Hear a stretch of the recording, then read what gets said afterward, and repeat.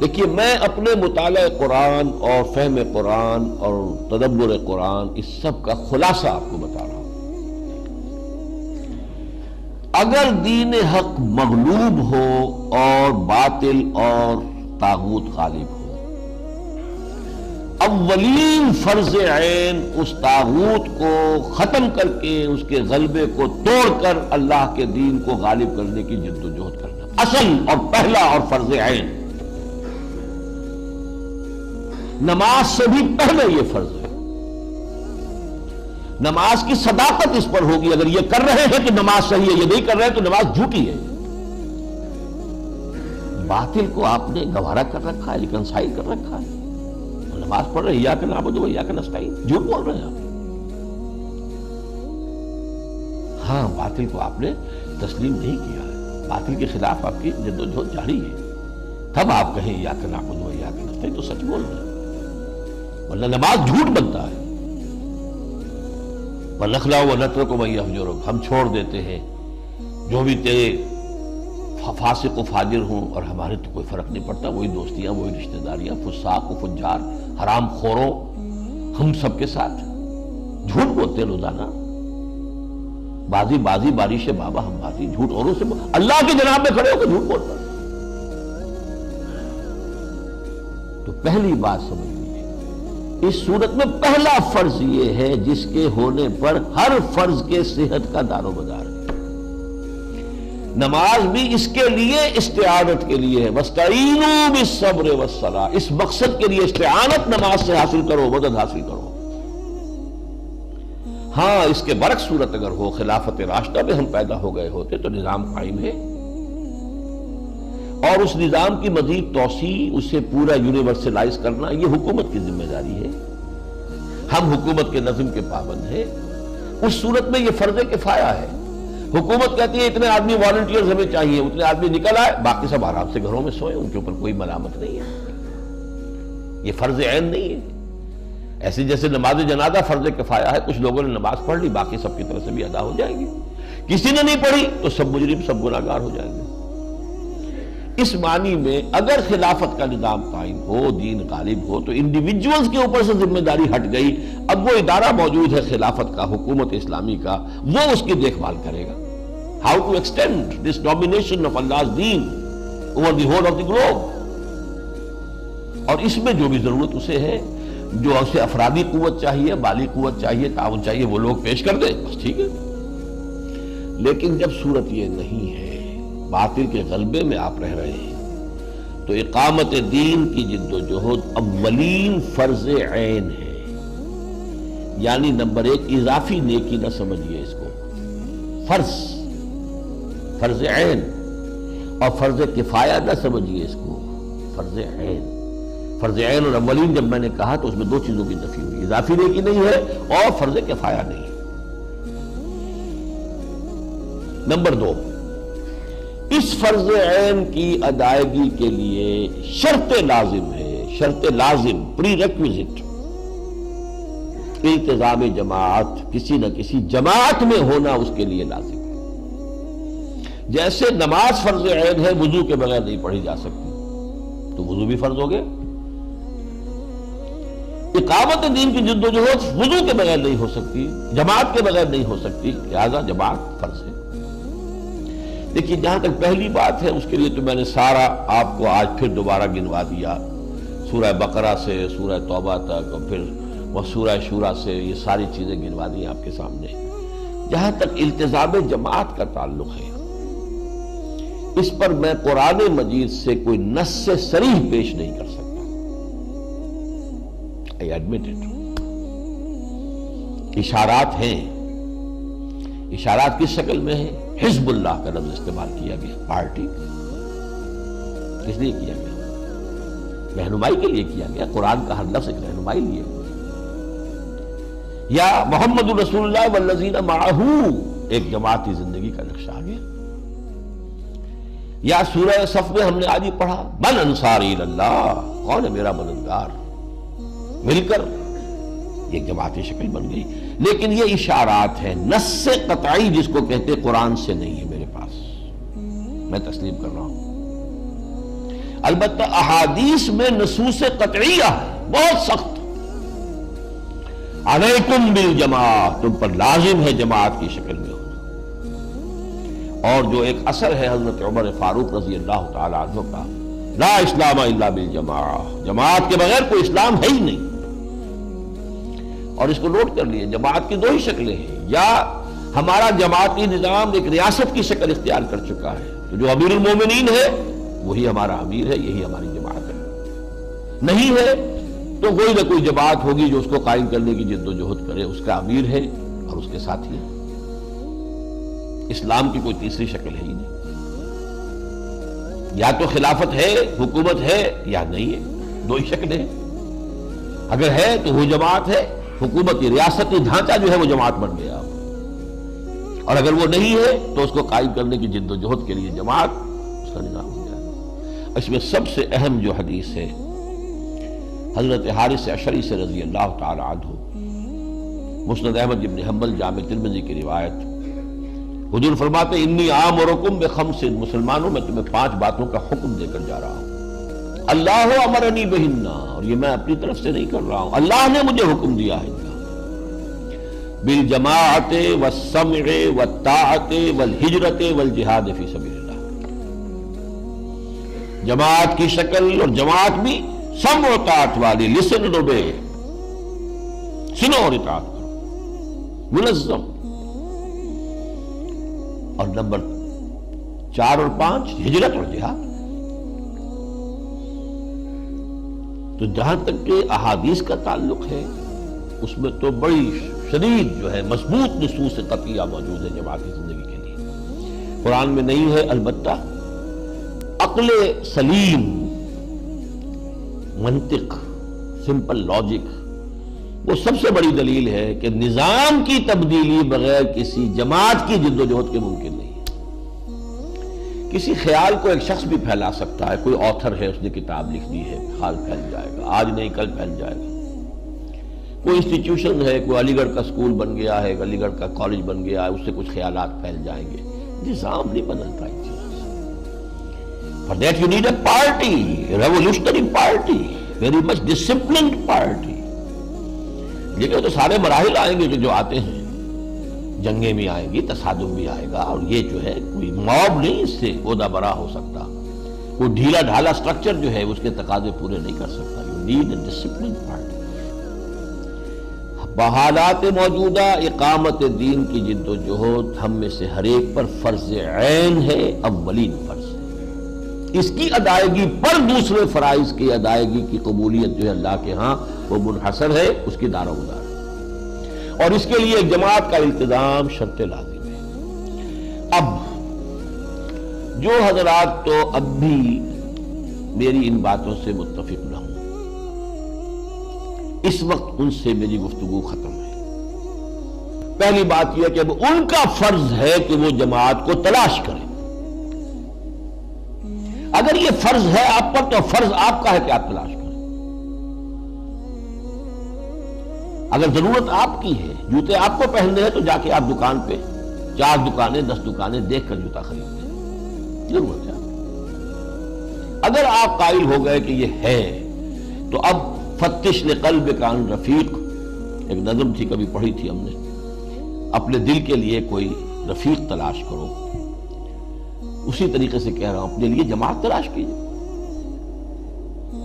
اس جماعت کی تلاش میں میں جو مدد آپ کو دے سکتا ہوں وہ یہ ہے کہ میں آپ سے یہ عرض کروں کہ اس کے جو خصائص ہونے چاہیے وہ کیا ہیں. نمبر 1، اس جماعت کا ڈکلیئرڈ گول ہونا چاہیے اقامت دین، نتھنگ لیس. کوئی سماجی کام، کوئی تعلیمی کام، کوئی تصنیفی کام، کوئی تحقیقی کام، کوئی تبلیغی کام نہیں. ڈکلیئرڈ گول، اس نظام کو بدلنا ہے، اللہ کے دین کو قائم کرنا ہے، ایک مکمل پولیٹیکو سوشو اکنامک اینٹی کی حیثیت سے. وہ نظام عدل و قسط جو اللہ نے عطا کیا محمد رسول اللہ کے ذریعے سے دین حق کی شکل میں، اسے بتمام و کمال قائم کرنا. This should be the declared goal and aim of the party. ورنہ نیکی کے کام بہت سے ہیں، وہ ہوتے رہتے ہیں. آدمی مارک ٹائم کرتا رہتا ہے، ایک ہی جگہ کھڑے ہو کر وہ پاؤں اپنے ہلاتا رہتا، سمجھتا میں چل رہا ہوں، وہ نہیں۔ یہ پہلا وصف ہے لازم۔ نمبر 2، ڈسپلن ہونا چاہیے اس کا، ایسے نہیں سب ہوتا ہے سننا اور ماننا۔ البتہ اس ڈسپلن کی 2 شکلیں ہو سکتی ہیں عملاً۔ ایک شکل جو کم سے کم 3 درجے افضل ہے، وہ ہے بیعت شخصی، ایک شخص سے بیعت کرنا کہ ہمیں تم پر اعتماد ہے اور ہم تمہارے ساتھ ہیں، مشورے ہم بھی دیں گے، فیصلہ تم کرو گے، ہم مانیں گے بشرطے کہ شریعت کے دائرے سے باہر نہ نکلو۔ یہ ہے شخصی بیعت، کسی شخص سے اپنے آپ کو وابستہ کر لیں۔ یہ 3 درجے افضل کیوں ہے؟ نمبر 1، قرآن میں اسی کا ذکر ہے جو ہم پڑھ چکے، سورہ فتح میں ہم نے پڑھا، پھر سورہ ممتحنہ میں خواتین کے لیے بھی آ گیا، حدیث میں اس کا ذکر ہے، سیرت میں اس کا ذکر ہے، اور کم سے کم 1300 برس تک تو امت مسلمہ کے اندر اس کے سوا کوئی شے بھی اجتماعیت کے لیے موجود ہی نہیں رہی۔ یعنی منصوص، مسنون، معصور، 3 جو ہیں اس کے ساتھ لاحقے ہیں کہ بیعت، شخصی بیعت ہی کا نظام رہا ہے۔ حضور نے بیعت لی، خلفاء نے لی، اگر وہ خلافت بگڑ رہی تھی اور حضرت حسین اس کو ٹھیک کرنے کے لیے میدان میں آئے تو بیعت لی۔ یہ دوسری بات ہے کہ وہ کوفی جو ہے اپنی بیعت توڑ گئے وہاں سے، لیکن جو بھی کوشش ہوئی بیعت پر ہوئی، حکومت بنی تو بیعت پر بنی، یہاں تک کہ تزکیہ نفس کا ایک علیحدہ نظام بنا تو بیعت پر بنا۔ پیری مریدی کی بیعت بلکہ ہوتے ہوتے بیعت رہ گئی صرف وہ، باقی تو بیعتیں ذہن سے نکل گئی، بیعت جہاد تو رہی نہیں۔ پچھلی صدی میں جتنے جہاد ہوئے کلونیلزم کے خلاف، یہاں سید احمد بریلوی رحمۃ اللہ علیہ نے جہاد کیا سکھوں کے خلاف، اور پھر انگریزوں کے خلاف کرنے کا پروگرام تھا اصل میں۔ وہ تو ادھر سے ہنٹرلینڈ سے آنا چاہتے تھے کہ عالم اسلام کے ساتھ سرحد سے آگے بڑھے تو پہلے سکھوں کو صاف کریں، پھر انگریزوں کے ساتھ جو ہے زبردست آزمائی ہوگی۔ بیعت لی، بیعت کے اوپر جماعت بنائی۔ سوڈان میں مہدی سوڈانی نے انگریزوں کے خلاف جہاد کیا بیعت کی بنیاد پر۔ اٹلی میں جہاد کیا سنوسی نے اطالویوں کے خلاف، لیبیا میں بیعت کی بنیاد، چچنیا میں امام شامل نے جہاد کیا، 30 برس تک روس کی فوجوں کو جو ہے زار کی فوجوں کو انہوں نے پریشان کیے رکھا، بیعت کی بنیاد۔ تو یہ ہے مسنون، منصوص، معصور۔ البتہ اگر کوئی دستور ہے، جیسے جماعت اسلامی ہے، اس کا ایک دستور ہے، دستور کی اطاعت کرنی پڑتی ہے، جو شخص میں شامل ہوتا ہے وہ دستور کا حلف لیتا ہے، یہ بھی میرے نزدیک جائز ہے، مباح ہے، حرام نہیں ہے، لیکن افضل 3 درجے جو ہے وہ شخصی بیعت ہے۔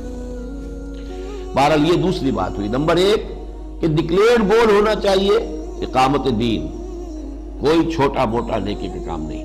نمبر 2 ڈسپلن ہونا چاہیے، بیعت کا سا ڈسپلن تو ہو، چاہے وہ شخصی بیعت ہو چاہے دستوری بیعت ہو۔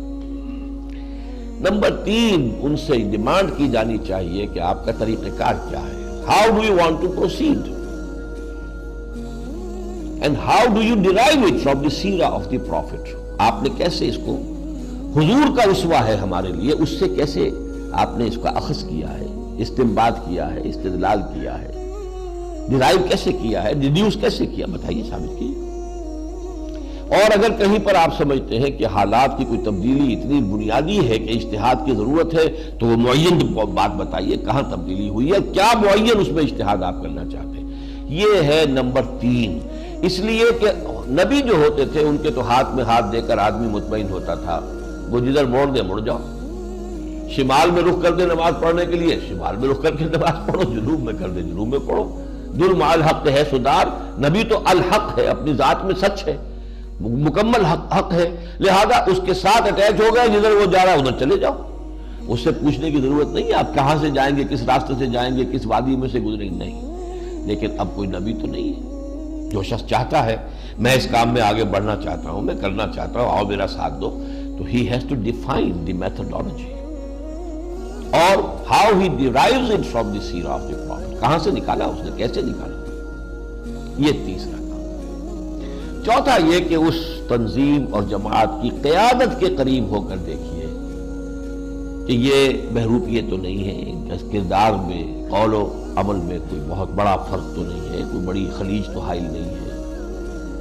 یہ بھی چوتھی چیز ہے لازم۔ عام لوگ جو ہے ان میں بھی ہوگا، لیکن یہ کہ ان میں ہر طرح کے لوگ ہوں گے۔ جیسے حضور کی بھی تو جماعت ہی شمار ہوتی تھی، ان میں منافقین بھی تھے، لیکن یہ کہ وہ تو جماعت تھی حضور کی، مسلمان ہی سمجھے جاتے تھے۔ قیادت جو ہے، جو بھی اصل قائد ہے جس سے بیعت کر رہے ہیں، اور یا یہ کہ اس کے جو قریب ترین ساتھی، ان کو ضرور دیکھ لیا جائے۔ یہ چار کام ہیں کہ جن کو سامنے رکھ کر اب جس شخص کا مجھ سے اتفاق ہو گیا ہو کہ یہ دو فرض عین ہے اور اس کے لیے التزام جماعت واقعی ضروری ہے، جیسے وضو نماز کے لیے، تو اب یہ کام اس کا ہے کہ وہ تلاش کر، اور جو بھی منیمم شرائط کے اوپر اسے سمجھ میں آئے کہ ایکسیپٹیبل ہے، اس میں شریک ہو جائے۔ مزید کے لیے دیکھتا رہے، ہو سکتا ہے اس سے بہتر کوئی ہو جس کی طرف پہلے نگاہ نہیں گئی تھی، اگر بہتر سامنے آ جائے اس کو چھوڑے، اس میں شامل ہو جائے۔ اس لیے کہ یہ نبی کی جماعت نہیں ہے کہ جس کے ہاتھ ایک دفعہ ساتھ ہو کر پھر اس سے نکلنا کفر میں جانا ہو جائے، نہیں ہے جستجو کے خوب سے خوب تر کہاں۔ We have to be pragmatic, عملی ہونا چاہیے۔ آج کی تاریخ میں مجھے یہ جماعت نظر آ رہی ہے، میں جوائن کرتا ہوں، لیکن یہ کہ اگر اس کے بعد مجھے محسوس ہوتا ہے کہ اس سے بہتر جماعت ہے موجود، تو میں اسے چھوڑوں گا اور دوسری کو اختیار کروں گا۔ اور جب تک انسان اس جد و جہد میں ہے، اگر سنجیدگی سے کر رہا ہے، ایسے ہی نہیں بس کہ ہاں جی میں تلاش ہی کر رہا ہوں اور کوئی وقت اس میں لگا ہی نہیں رہا، کوئی بھاگ دوڑ اس کی ہے ہی نہیں، یہ نہیں، سنجیدگی سے اگر اور واقعتاً اس کی تلاش میں آدمی ہے، تو جب تک اسے ایسی جماعت نہیں ملتی، وہ ایک درجے میں جماعتی زندگی ہی گزار رہا ہے۔ اور یہاں میں تشبیہ دوں گا کہ وضو تو نہیں ہوا، تیمم اس کا ہے۔ تیمم کے معنی ارادے کے ہیں۔ فتیمموا، پانی نہ پاؤ تو فتیمموا صعیدا طیبا، تو قصد کرو، ارادہ کرو پاک مٹی کا۔ تو جو شخص اس قصد میں ہے وہ بھی در حقیقت تیمم کے درجے میں کم سے کم جو ہے وہ تقاضا پورا کر رہا ہے، لیکن پرووائڈڈ ہی سیریس، پوری طریقے سے سنجیدگی سے وقت لگا کر وہ اس کام کو فیصلہ کن معاملہ اپنے لیے سمجھ کر، زندگی اور موت کا معاملہ سمجھ کر اس کے لیے وقت لگا رہا ہے۔ اچھا، اب میں صرف جہاں تک تنظیم اسلامی کا تعلق ہے، جو اس کا طریقہ کار ہے وہ میں چاہتا ہوں، یہ جو آپ کو 4 ورقہ دیا گیا ہے، اس میں سے 2 ورقوں کے حوالے سے اس کو پڑھ لیں میرے ساتھ مل کر۔ ہمارا طریقہ کار یہ ہے، ویسے اس میں وہ جو خلافت کے سلسلے پہ ہمارے بنیادی خیالات ہیں، سماجی سطح پر کیا تبدیلیاں آئیں گی، معاشی سطح پر کیا آئیں گی، سیاسی سطح پر کیا آئیں گی، لیکن یہ کہ جو 5واں صفحہ ہے، اسلامی انقلاب یعنی قیام نظام خلافت کے لیے تنظیم اسلامی کے پیش نظر طریقہ کار یہ ہے کہ جو لوگ اللہ کی رضا اور آخرت کی فلاح کے حصول کے لیے سر دھڑ کی بازی لگانے کو تیار ہوں، جن کا مقصود یہ بن گیا ہو، نصب العین یہ بن گیا ہو، جو اللہ کی رضا اور آخرت کی فلاح کے حصول کے لیے سر دھڑ کی بازی لگانے کو تیار ہوں، وہ نمبر 1 سب سے پہلے خود پوری طرح مسلمان اور حقیقی معنی میں اللہ تعالیٰ کے بندے بنے اور اپنی ذات اور اپنے دائرہ اختیار میں شریعت اسلامی نافذ کریں، اور اس کے لیے اپنے نفس کے خلاف بھی جہاد کریں، بگڑے ہوئے ماحول سے بھی مردانہ وار کشمکش کریں، اور دوسروں کو بھی مقدور بھر اس کی دعوت دیں۔ پہلا کام۔ دوسرا، باہم دینی اخوت اور ایمانی رشتوں میں بندھ کر آپس میں نہایت رحیم و شفیق اور دین کے باغیوں اور مخالفوں کے خلاف سیسا پلائی ہوئی دیوار بن جائے۔ نمبر 3، کسی ایسے شخص کے ہاتھ پر ہجرت و جہاد اور سم و طاعت فی المعروف کی بیعت کر کے ایک جماعتی نظام میں منسلک ہو جائیں جس کی رائے کی پختگی اور خلوص و اخلاص پر انہیں پورا اعتماد ہو۔ یہ پہلا مرحلہ جو ہے 3 سٹیپس کے اوپر مشتمل تھا۔ اب وہ فرد ایک اجتماعیت کا یونٹ بن گیا ہے، اس میں شریک ہے، اور اس طرح جو اجتماعی قوت وجود میں آئے وہ کیا کرے، اس کے بھی 2 مرحلے ہیں۔ جب تک یہ قوت مناسب مقدار میں جمع نہ ہو جائے، اس وقت تک تن من دھن کے ساتھ اسی دعوت و تربیت اور تنظیم کی توسیع اور مضبوطی کی کوشش میں لگے رہیں، اور سب سے زیادہ توجہ اپنی اور اپنے ساتھیوں کی اصلاح اور تزکیے پر مرکوز رکھیں۔ اس دوران میں تحریر و تقریر کے ذریعے بھلائی کی دعوت دیتے رہیں اور برے کاموں سے روکتے رہیں، لیکن نہ ملکی انتخابات میں حصہ لیں، نہ ہی کسی سیاسی ہنگامے میں فریق بنیں۔ سیاسی ہنگامے میں فریق بن گئے تو جس کے آپ خلاف ہیں وہ اس کے لیے اس کے کان آپ کی دعوت کے لیے بند ہو جائیں گے. اور الیکشن سے یہ کام نہیں ہو سکتا. اب میں اس میں تفصیل میں نہیں جا سکتا، لیکن اب تو یہ میں سمجھتا ہوں کہ کنسنسس ہو گیا ہے.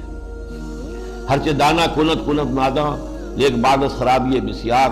اب تو تقریباً تمام دینی جماعتیں یہ مان چکی ہیں کہ الیکشن میں حصہ لے کر یہاں اسلام نہیں لایا جا سکتا.